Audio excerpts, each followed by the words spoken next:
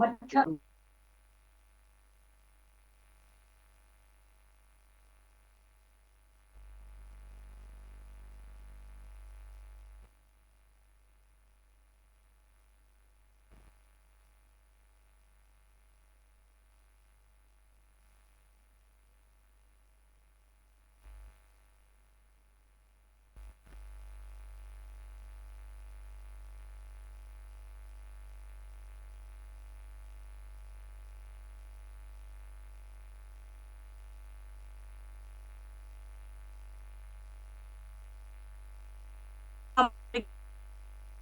हाल है।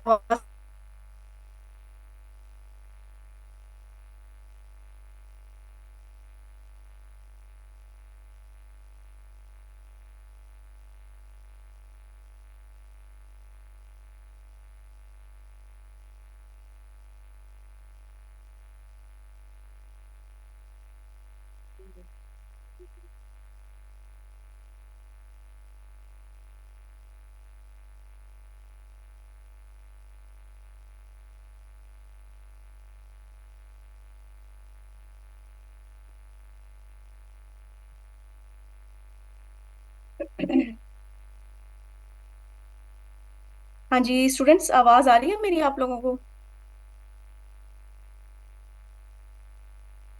जी। अच्छा, मैं स्क्रीन शेयर करने लगी हूँ, अगर आप लोगों को दिखाई दे तो मुझे बता दीजिएगा। ठीक है। हाँ जी, अब मुझे बताइएगा स्क्रीन नजर आ रही है?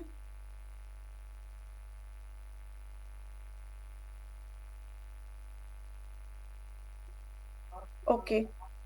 नहीं आ रही? जी, स्क्रीन नजर नहीं आ रही बच्चों?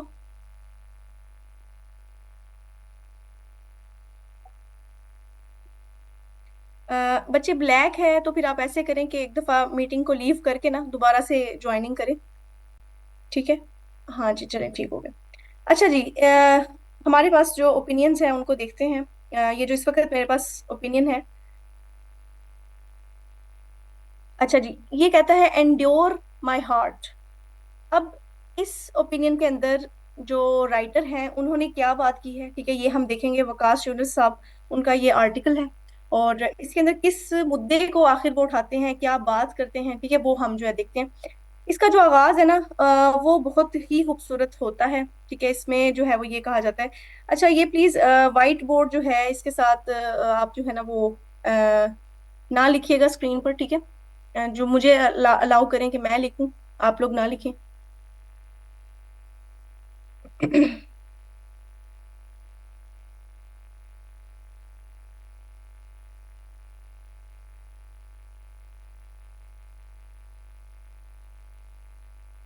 चलें। अच्छा जी, यहाँ पर, जी जी, yes, I I turn it off. अच्छा, इसके अंदर क्या है जी, हमारे पास इसके अंदर ये है कि we recently faced internet interruptions and wondered about the cause. Unsurprisingly, the larger problem, the harder it is to promptly find the cause here. Acha, we learned it was a problem in a submarine cable. अच्छा, यहाँ पर writer जो है ना वो अपनी बात का आगाज करते हैं ये जो इंटरनेट इंटरप्शंस है उसको लेकर। आपको पता है कि सारे मुल्क का जो इंटरनेट है वो तबाह बर्बाद हुआ हुआ है। अब जब उसकी रीजन लोग पूछते हैं तो ये कहा जाता है कि it is because of submarine issue, ठीक है, कि एक मछली ने जो है वो सबमरीन की जो ये इंटरनेट की केबल है उसको काट लिया है और इस वजह से जो है ना इंटरनेट डिस्टर्ब हुआ हुआ है। इस तरह की यानी कि अजीब किस्म की जो रीजन है ना वो दी जाती हैं। Could a tiny black fish have sliced it? क्या एक छोटी सी काली मछली ने इसको खा लिया होगा? ओह well, her cheap thrills overtangled ills। अब यहाँ पर वो ये एक तंज कह रहे हैं कि उसकी ये जो मछली जो है वो इतनी फारिग है कि वो जो है केबल्स खाने पे लगी हुई है। और दूसरा, बच्चे यूट्यूब के ऊपर यानी कि आप क्या कह रहे हैं कि रिकॉर्डेड लेक्चर अपलोड कर दूं मैं? अ, अच्छा, रिकॉर्डेड लेक्चर मैं अपलोड तो कर दूं मगर उसमें ऐसा है ना कि ये थोड़ा सा वो, हाँ ये थोड़ा सा यानी कि आपको पता है एडिटिंग इसके अंदर बहुत ज्यादा लगती है अगर मैं यूट्यूब पर इसको डायरेक्टली अपलोड करूँ ना। Yes, you can record this, बिल्कुल go ahead, record this, record कर लें आप और ड्राइव में बेशक लिंक शेयर करिएगा तो मैं सबके साथ शेयर भी कर दूंगी, ठीक है। यूट्यूब पर मैं इस तरह का मटेरियल नहीं डाल सकती क्योंकि उसमें मैंने 10 बातें करनी होती हैं, आपसे इंटरेक्शन करना होता है, कोई बच्चा कुछ कर रहा है, कोई कुछ कर रहा है, ठीक है, कोई कोई सवाल कर रहा है, तो वो अजीब सी एक वो रह जाती है। यूट्यूब पे जरा आपको पता है थोड़ा सा एक स्टैंडर्ड जो होता है उसको मेंटेन आपने करना होता है ना। हाँ जी। अच्छा जी, यहाँ पर उन्होंने जो है ना वो एक तंज से जो है ये उन्होंने बात स्टार्ट की थी कि ये भी क्या बात हो गई कि एक मछली जो है उसने जो है वो सबमरीन केबल उसको खा लिया, ठीक है। तो what that little fish did. Recording in progress.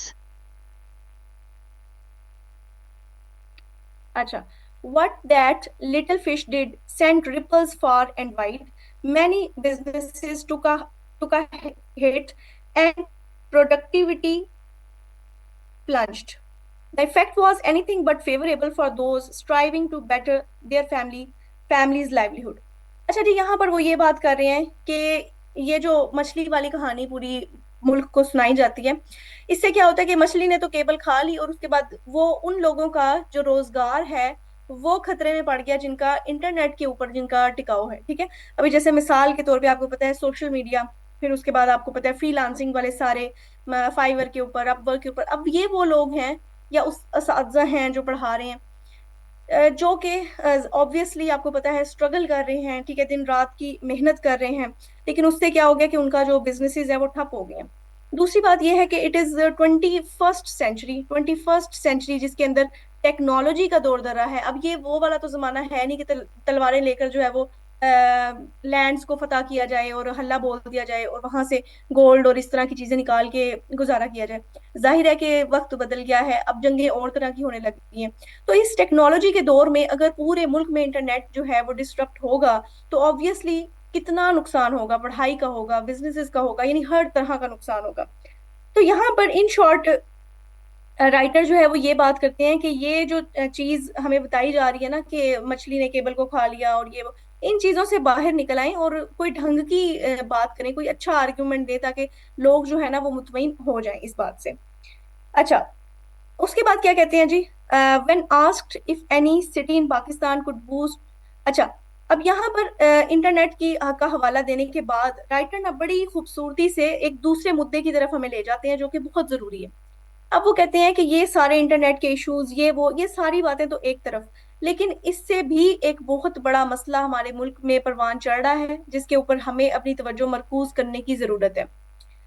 अच्छा, when the news broke about the cause of our internet troubles, and other troubling story caught my attention on Dawn TV's Zara Hatke नहीं, featuring Nosheen Zaidi's analysis of water pollution in various parts of the country।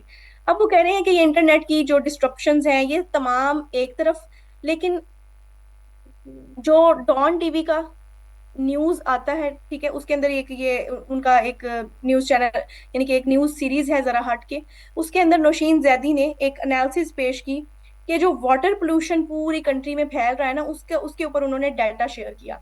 अब writer कहते हैं कि मेरी तो तवज्जो उस तरफ चली गई कि इंटरनेट तो एक लग्जरी है, ये तो चलो खराब है ही, ठीक है, लेकिन उससे भी एक बहुत बड़ा बेसिक मसला हमारे मुल्क में परवान चढ़ रहा है, जो कि अभी हम डिस्कस करने वाले हैं।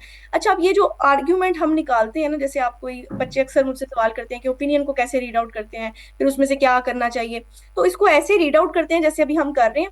फिर उसमें से एक जो 2-4 लाइनों का आपका आर्ग्यूमेंट ड्राइव होता है, उसको आप अपने अखबार वाला जो रजिस्टर होता है उसके अंदर 2-4 लाइनों में उसको लिख लेते हैं, ठीक है।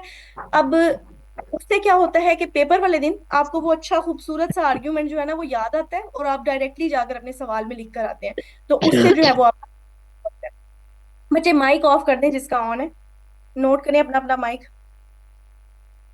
अच्छा, आगे चलते हैं जी। The researchers water samples from different areas in Lahore revealed poor water quality, harming the health of children, women, and men. When asked if any city in Pakistan could boost clean tap water, the researchers, while acknowledging the absence of large scale studies, suggested there may be no such place. अच्छा, वो कह रहे हैं कि हुआ क्या कि इस प्रोग्राम के अंदर ना लाहौर से डिफरेंट डिफरेंट एरियाज के जो वाटर के सैंपल्स हैं उनको लाया गया और उनकी क्वालिटी को चेक किया गया, और इंतहा दर्जे की खराब उनकी क्वालिटी के पीने के काबिल नहीं। A nuclear arsenal, institutions fed with billions and scores of men hungry for power in their citadels, या kittles, I don't know the pronunciation, yet no clean water. Tragedy or farce, I can't decide, but heartbreak for sure. अच्छा, वो कह रही हैं यहाँ पर उन्होंने एक और तंज किया है कि वैसे तो हमारा जो स्टेट है इट्स अ न्यूक्लियर स्टेट, आप सब जानते हैं, ठीक है। तो हमारे पास न्यूक्लियर हथियार इतने ज्यादा हैं, और अगर देखा जाए तो पीने को पानी है नहीं, तो क्या इससे बड़ा भी कोई तंज या इससे बड़ा कोई मजाक हो सकता है। Bit by bit we shrink the size of our dreams for this country. अब वो कह रहे हैं आहिस्ता आहिस्ता हमारे तमाम जो ख्वाब है ना इस मुल्क में, वो सुकड़ते चले जा रहे हैं, ठीक है। अच्छा, अब यहाँ पर उन्होंने ये बात की है कि देखें, एज अ पेरेंट, अगर आप पेरेंट हैं और आपको ये बात बताई जाती है कि आपका बच्चा जो है ना वो इस मुल्क में साफ पानी नहीं पी सकेगा कभी, तो आपको कैसा लगेगा। आप के सामने अगर दो चॉइसेस रखी जाएं कि आप अपने बच्चे को एक आला तालीम दिलवाना चाहते हैं, लेकिन उसको पानी जो है वो गंदा फराहम किया जाएगा पूरी जिंदगी, या फिर आप चाहते हैं कि उसको तालीम दी जाए मगर उसको पानी जो दिया जाए, आप क्या चूज करेंगे। ऑब्वियसली यू विल से कि मेरे बच्चे को पानी साफ दिया जाए, क्योंकि अगर पानी गंदा दिया गया तो उसकी सेहत खराब होगी और उसकी पूरी लाइफ ही डिस्ट्रॉय हो जाएगी, जो कि मैं नहीं चाहता। अच्छा, N Iranian teacher, critic and writer said. अच्छा, ये अब बड़ी ही एक खूबसूरत केस स्टडी आ रही है, ठीक है। जैसे आप लोगों ने सुना होगा कि जब आपने एसे का पेपर अटेम्प्ट करना होता है ना, तो उस वक्त आपने अपने जो एसे का आगाज है वो कोई अनोखी सी बात, किसी केस स्टडी से या कोटेशन वगैरह जो है ना उससे करना होता है, ताकि वो एक डिफरेंस जो है वो क्रिएट हो सके,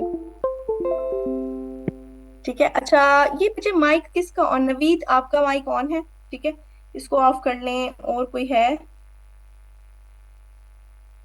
चले, आई थिंक आप ही का ऑन है। अच्छा, तो मैं आपको ये कह रही थी कि जब आपने ऐसे स्टार्ट करना होता है ना, तो उसको किसी अच्छी बात या किसी हुक से स्टार्ट करना होता है। उस सेंटेंस को हुक इसलिए कहते हैं क्योंकि वो पढ़ने वाले की अटेंशन जो है वो ग्रैब कर लेता है। अब ये जो हम आगे पैराग्राफ पढ़ने जा रहे हैं ना, ये वो हुक पैराग्राफ है। अगर ये जहां एडजस्ट हुआ अच्छे तरीके से तो आप इसको एडजस्ट कर सकते हैं। पढ़ते हैं जी, इसमें क्या बात की गई है। N Iranian teacher, critic and writer, ठीक है, एक ईरानी उस्ताद, क्रिटिक तनकीद निगार, राइटर यानी कि लिखारी, जिनका नाम क्या है जी, सरमद बेरंगी। उन्होंने एक बड़ी ही मशहूर जमाना स्टोरी लिखी, द लिटिल ब्लैक फिश। अब इस स्टोरी में क्या बात की गई है।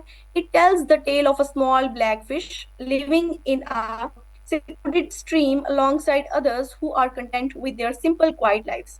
इसमें उन्होंने एक छोटी सी ब्लैक फिश की कहानी लिखी है, जो कि बहुत सारी मछलियों के साथ एक समुंदर में रहती थी, उन मछलियों के साथ जो मुतमईन तरीके से अपनी जिंदगियां सादे अंदाज में गुजारती।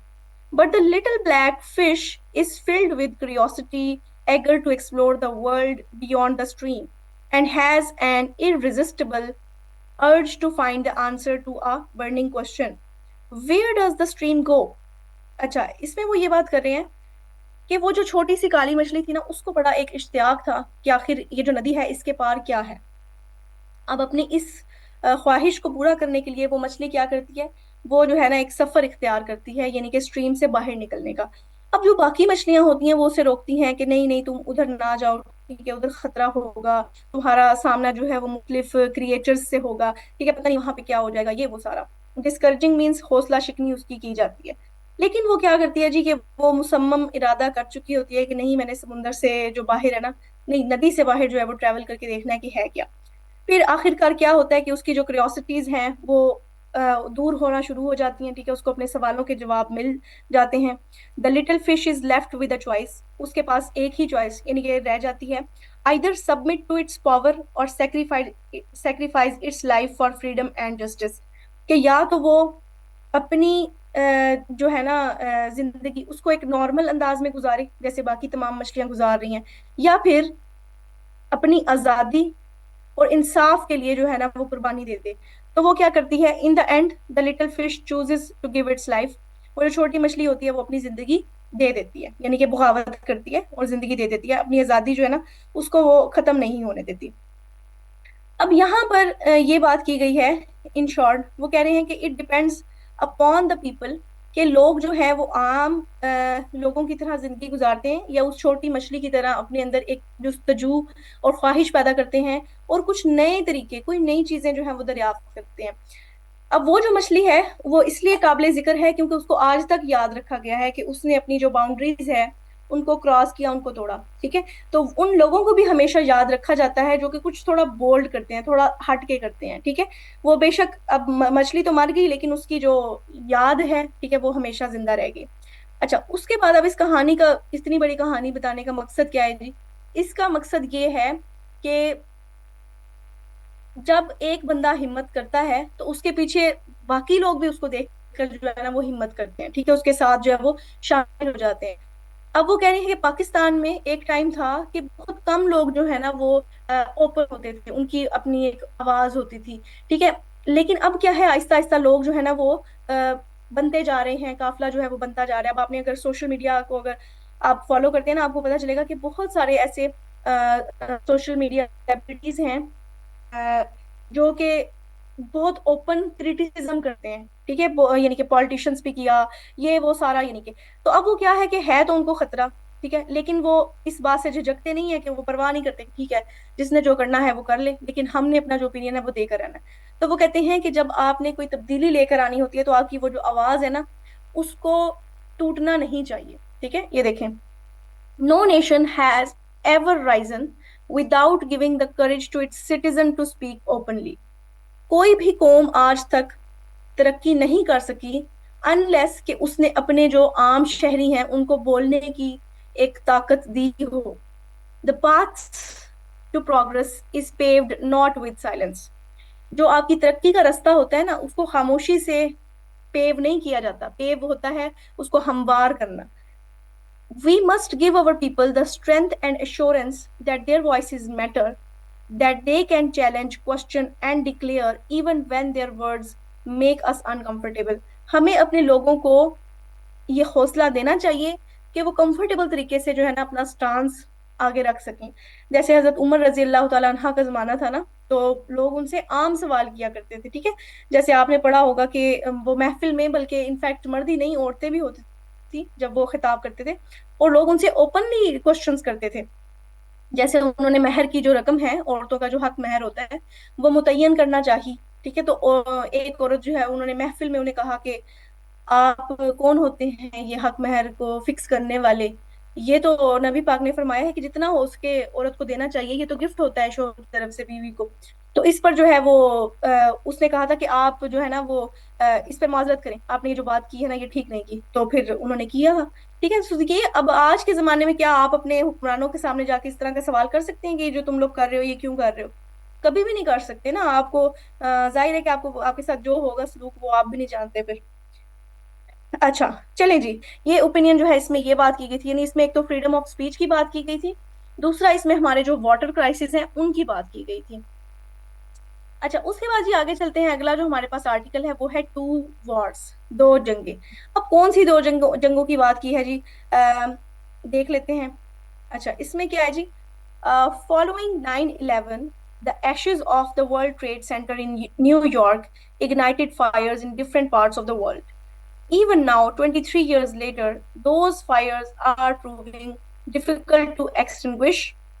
अच्छा, अब वो कह रहे हैं कि जी 9/11 का जो वाकया हुआ, अब 9/11 का वाकया, जो वर्ल्ड ट्रेड सेंटर की दो बिल्डिंग्स थी न्यूयॉर्क में, उनके ऊपर जो है वो जहाज गिराए गए। ठीक है। और उस इस इंसिडेंट के की वजह से तकरीबन 3,000 के करीब जो लोग हैं वो मरे। अब वो कह रहे हैं कि बेशक ये वॉर ऑन ये 9/11 का इंसिडेंट जो है ये खत्म हो गया, लेकिन 23 साल के बाद भी इसकी जो हिद्दत है वो महसूस की जा सकती है। ठीक है। The so called war on terror must much like the cold war has been an expensive war which has directly or indirectly affected almost every nation. It would therefore be of interest to examine their similarities and differences. अच्छा, अब वो यहाँ पर ये बात कर रहे हैं कि कोल्ड वॉर और जो वॉर ऑन टेरर है, इन दोनों जंगों में कुछ ना कुछ ममासलत पाई जाती है और कुछ ना कुछ इनके अंदर डिफरेंसेस जो हैं वो भी पाए जाते हैं। उनको जानना, उनको समझना बहुत जरूरी है। अच्छा, आप लोगों में से किसी को पता है कोल्ड वॉर जो है वो क्या थी?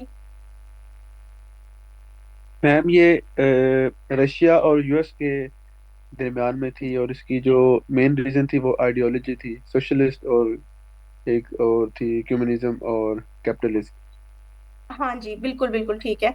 हाँ जी। अच्छा, दो ब्लॉक्स होते थे। अच्छा देखिए, आइडियोलॉजी जो है ना, आइडियोलॉजी वो बहुत मैटर करती है। आइडियोलॉजी मीन्स कि नजरिया क्या है। आप अगर कोई काम कर रहे हैं तो उसके पीछे आपका नजरिया होता है ना। जैसे एक वाकया हुआ है, दो इंसानों का उससे देखने का जो नजरिया है वो मुख्तलिफ होता है। अब यूएस और यूएसएसआर, ठीक है, जो कि अभी प्रेजेंट डे रशिया है, ये यूएसएसआर जो है ये बहुत सारे कंट्रीज का अखट था। ठीक है, यानी सारे कंट्रीज जो है इनका मिलकर एक यूनियन को यूएसएसआर कहते थे। तो ये दो ब्लॉक्स बने हुए थे। एक जो है वो कैपिटलिस्ट को सपोर्ट करते थे, कैपिटलिज्म को, और दूसरे सपोर्ट करते थे कम्युनिज्म को। कैपिटलिज्म क्या होता है? ये होता है कि आप जिसमें बिजनेसेस को फरोग दिया जाता है। ठीक है, जिसमें free market, free trade, democracy, इस तरह की जो वैल्यूज होती हैं उनको प्रमोट किया जाता है। इसमें क्या होता है कि दौलत जो है वो चंद हाथों में इर्तकाज करती है।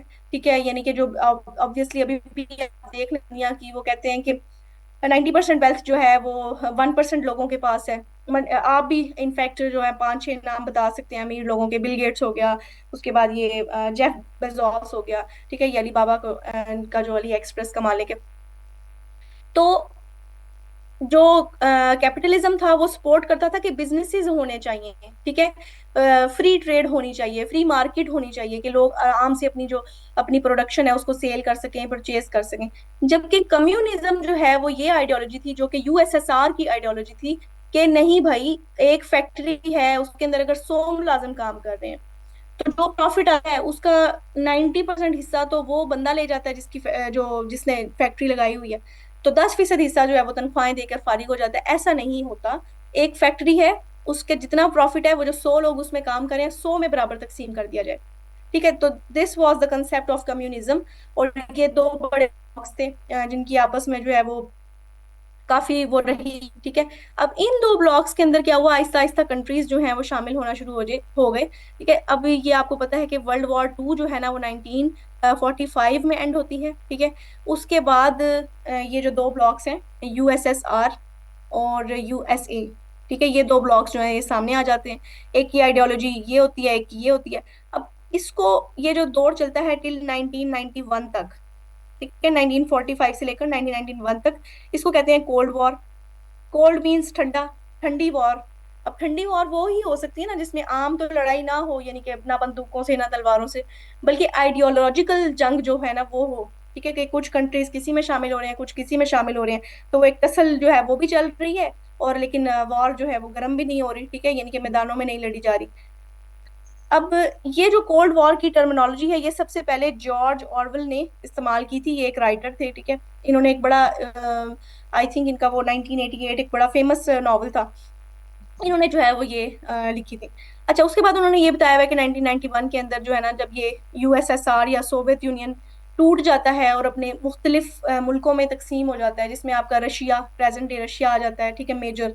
उसके बाद फिर आपके ये जो सेंट्रल एशियन स्टेट्स है ना, कजाकिस्तान, उज्बेकिस्तान, ये सारे पहले यूएसएसआर का हिस्सा थे, ये वहां से अलग हो जाते हैं, ठीक है। तो 1991 में ये वॉर आपकी खत्म हो जाती है। उसके बाद पूरे 10 साल के बाद, ठीक है, 2001 में ये 9/11 वाला इंसिडेंट होता है।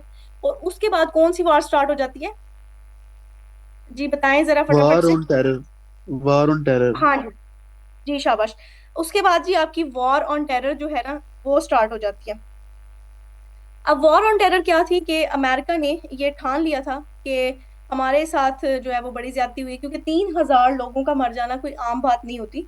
और वो भी आपके 90+ कंट्रीज के लोग, वर्ल्ड ट्रेड सेंटर में पूरी दुनिया से लोग जो है ना उसमें काम कर रहे थे। तो 90 मुल्कों के लोग मर जाना, ये तो एक बहुत बड़ी गाली है किसी मुल्क पे, ठीक है। इस तरह का इंसिडेंट कभी हुआ नहीं था हिस्ट्री में, तो फिर जाहिर है कि इसका आफ्टर मैथ तो पूरी दुनिया ने देखना था।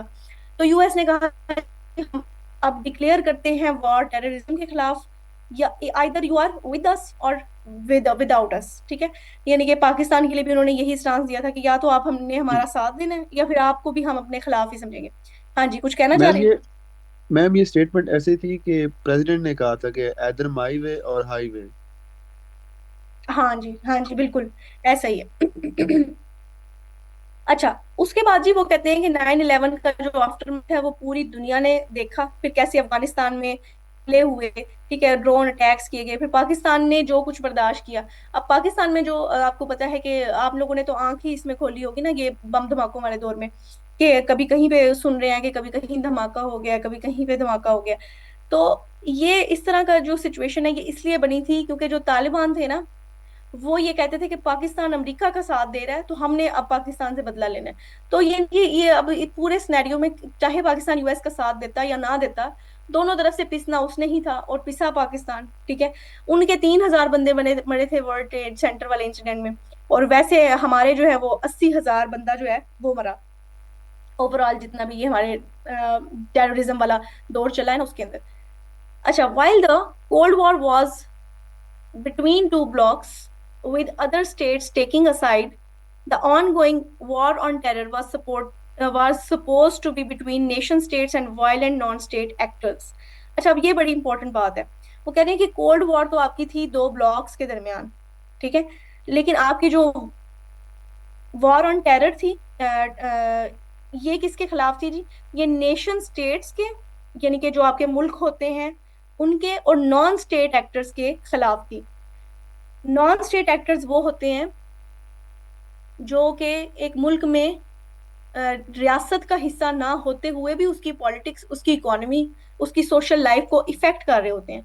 अभी जैसे पाकिस्तान है, ठीक है, अब पाकिस्तान में आप देख ले कि ये जो तालिबान है, ठीक है, या आपके टेररिस्ट जो भी ग्रुप्स हैं, वो हमारी रियासत का, हमारी गवर्नमेंट का हिस्सा नहीं थे या नहीं है, लेकिन फिर भी वो हमारे मुआशरे को इफेक्ट कर रहे हैं हर लिहाज से। इकोनॉमी को इफेक्ट कर रहे हैं, धमाके कर रहे हैं, लोग मर रहे हैं, ठीक है, बिल्डिंग्स जाया हो रही हैं, इंफ्रास्ट्रक्चर तबाह हो रहे हैं, ठीक है। फिर इसी तरह से आपकी ऑब्वियसली अब इस तरह की केओस अगर मुल्क में है, तो फिर हमारी जो पॉलिसीज बन रही हैं वो भी उनको मद्देनजर रखते हुए बन रही हैं।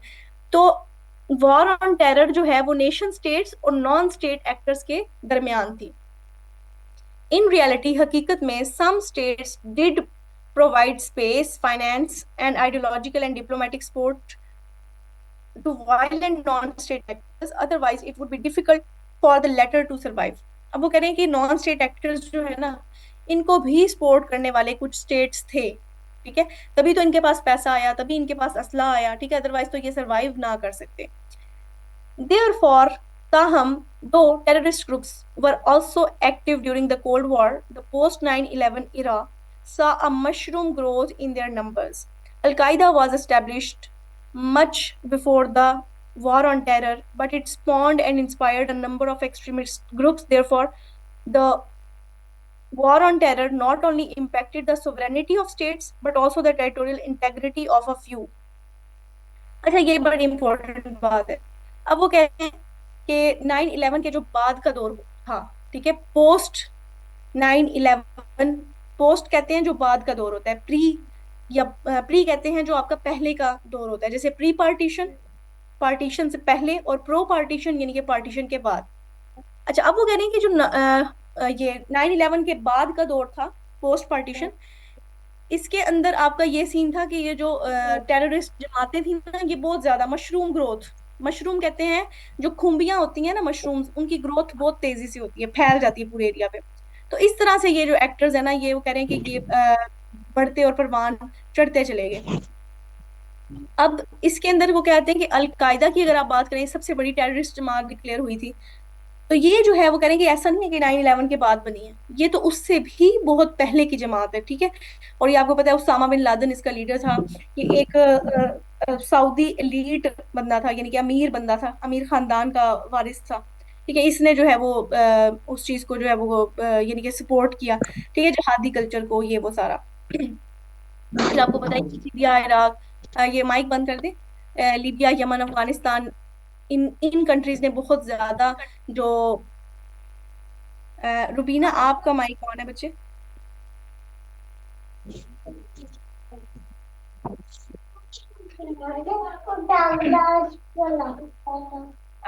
रुबीना बच्चे, आपका माइक ऑन है।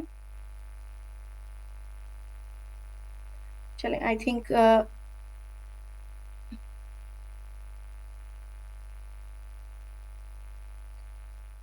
जी। अच्छा, अब वो कह रहे हैं कि ये यानी कि सारा जो दौर है ना, ये आपका चलता रहा। अब कोल्ड वॉर जो है वो एक आइडियोलॉजिकल जंग थी, ठीक है, एक आइडियोलॉजिकल थी। जबकि वॉर ऑन टेरर जो है वो क्या थी, वो तो एक टेररिज्म के खिलाफ एक जंग थी, ठीक है। इन दोनों के अंदर फर्क जो है वो ये था। अच्छा, उसके बाद कहते हैं,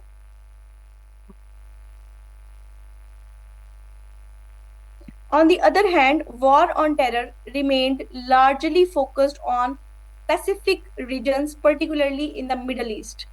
The Cold War spawned a nuclear race and indirect military engagements, while the war on terror saw direct and prolonged military engagements as seen in Afghanistan and Iraq.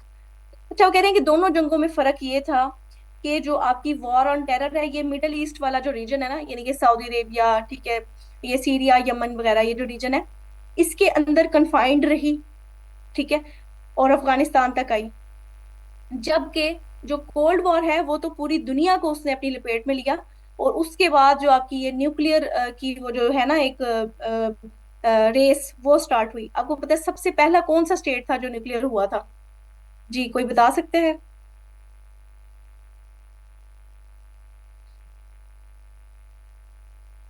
I think you can type, मैंने mute कर दिया शायद mic.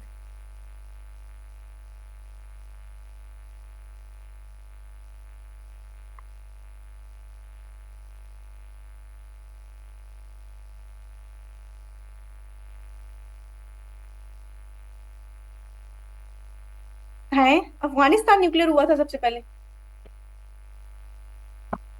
वो तो बेचारा अभी तक भी न्यूक्लियर नहीं है। नो नो नो, सबसे पहले न्यूक्लियर आपका हुआ था यूएस, ठीक है। उसके बाद हुआ रशिया, फिर उसके बाद ये आहिस्ता आहिस्ता जो आपका फ्रांस है ये, फिर उसके बाद इंडिया, ठीक है। इंडिया जब हुआ, फिर पाकिस्तान को है वो जान के लाले पड़े। उन्होंने कहा भाई ये तो काम गलत हो गया, क्योंकि जाहिर है देखें हमारी मजबूरी है, हम अपने दुश्मन को हमसे ज्यादा ताकतवर होने नहीं दे सकते थे, क्योंकि वो हमारी सर्वाइवल के लिए खतरा होगा, ठीक है। तो हम जो है, हमने न्यूक्लियर के लिए जान तोड़ कोशिश की और हम न्यूक्लियर हो गए। तो इन शॉर्ट ये है कि वो कह रहे हैं कि कोल्ड वॉर का टाइम पीरियड जो है ना, उसमें ये न्यूक्लियर जो वेपन्स थे, न्यूक्लियर स्टेट्स जो हैं, ये उभरना स्टार्ट हुए थे। और दूसरा आपका यानी कि एक आइडियोलॉजिकल जंग थी। जबकि वॉर ऑन टेररिज्म, एक तो ये बाद की जंग थी, और दूसरा इसने टेररिज्म को फरोग दिया, ठीक है। इसकी वजह से मुख्तलिफ जो जहादी कल्चर्स हैं, ठीक है, टेररिज्म बहुत ज्यादा प्रमोट हुआ, ठीक है। फिर उसके बाद ये आपको पता है कि यूएस ने अपने ट्रूप्स जो हैं अफगानिस्तान में भेज दिए। फिर कहा जाता है 2021 के अंदर जब ये यूएस ने अपने ट्रूप्स को वापस बुलाया है, ठीक है, तो ये समझा गया जी वॉर ऑन टेरर जो है वो खत्म हो गई है, और यूएस जो है उसकी यानी कि वो लूज हुआ है, ठीक है, वो लूजर था। लेकिन वो कहते हैं कि ऐसा नहीं है कि किसी मुल्क में उसके ट्रूप्स मौजूद होंगे तो आप ये समझेंगे कि उनकी कामयाबी है, निकल गए तो कामयाबी नहीं है। ऐसा नहीं है, अभी भी वॉर ऑन टेरर तो अभी भी जारी है, ठीक है, अभी भी जो ये है ना, नॉन स्टेट एक्टर्स और जो नेशन स्टेट्स हैं, यानी कि आपके मुल्क और आपकी जो टेररिस्ट जमातें हैं, इनके दरमियान एक टसल जो है वो अभी भी जारी है। अच्छा, आखिरी पैराग्राफ देखें इसका क्या है। कहते हैं जी, terrorism is a transnational phenomena, there is a need for an increased realisation that terrorism and conflict benefit only a few powerful entities while the rest pay the costs। अब वो कह रहे हैं कि टेररिज्म एक बैनुल अक़वामी फिनोमेना है, ठीक है, यानी कि पूरी दुनिया को जिसने अपनी लपेट में लिया हुआ है। There is a need for an increased realisation that terrorism and conflict benefit only a few powerful entities. ये चीज हमें अपने जहन में रखनी चाहिए कि टेररिज्म, ठीक है, दहशतगर्दी और ये जो झगड़े होते हैं, कॉन्फ्लिक्ट्स होते हैं, ये सिर्फ कुछ पार्टीज को जो है ना वो फायदा देते हैं, वाइल द रेस्ट पे द कॉस्ट, जबकि जो बाकी होते हैं वो सिर्फ उसकी कीमत अदा करते हैं। अभी जैसे वॉर ऑन टेरर ना, इसमें आप खुद सोचें कि पाकिस्तान का क्या किरदार था। हम तो ना लेने में, ना देने में, ना तीन में, ना तेरह में, लेकिन फिर भी हमने बहुत बड़ी प्राइस उसकी अदा की। 80,000 बंदा अपना मारा, अपना नाम खराब किया पूरी दुनिया में पाकिस्तान का जब भी जिक्र आता है। इनफैक्ट अभी भी तो टेररिज्म टेररिज्म का जो ठप्पा है वो हमारे मुंह पर लगा हुआ होता है। हमें अभी भी, हम कहीं किसी मुल्क में चले जाएं तो हमें जो है ना, सबसे पहले हमें एज अ टेररिस्ट देखा जाता है। हमारी सिक्योरिटी जो है उसके ऊपर अच्छी खासी वो देखी जाती है कि हम कोई असला वगैरह तो नहीं लेकर ट्रैवल कर रहे। तो ठीक है, ये हमने For powerful states and violent non-state actors, terrorism is a commercial enterprise and a source of power, pleasure, and profit. The truth is that sole reliance on military might not be antidote। अब वो कह रहे हैं कि ये जो terrorism है ना, ये एक कुछ स्टेट्स के लिए ये पावर का नशा है, प्लेजर है, ठीक है, प्रॉफिट है और कारोबार है, कुछ के लिए नहीं है। अच्छा जी स्टूडेंट्स, क्लास की मीटिंग जो है वो एंड होने वाली है, and I think we should end the class here. And yes, the meeting is ending. ठीक है, मैं आप लोगों को जो इसका कंक्लूजन